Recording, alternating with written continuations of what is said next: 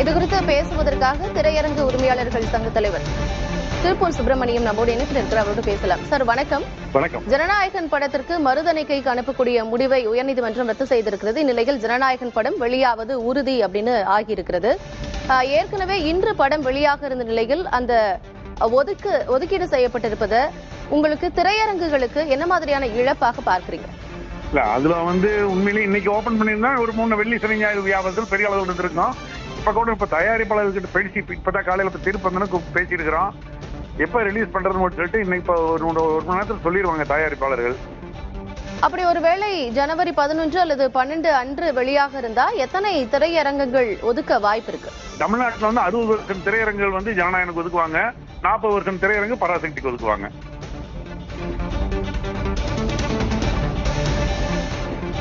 இது விஜயனுடைய கடைசி படம் ஜனநாயகன். திரையரங்குகளில் பார்ப்பதற்கு ரசிகர்கள் மிகுந்த ஆவலோடு இருக்கிறார்கள். இந்நிலையில் படம் இன்னும் 2-3 நாட்களில் வெளியாகும் அப்படின்னு சொல்லப்படக்கூடிய நிலையில திரையரங்குகள் இதை எப்படி எதிர்பார்க்கறீங்க? இல்ல, நாங்க தை பொங்கல் இந்த மாதிரி படம் சென்சார் சர்டிபிகேட் லேட் ஆயிட்டு இருக்கேன்னு யோசிச்சுட்டு இருந்தோம்.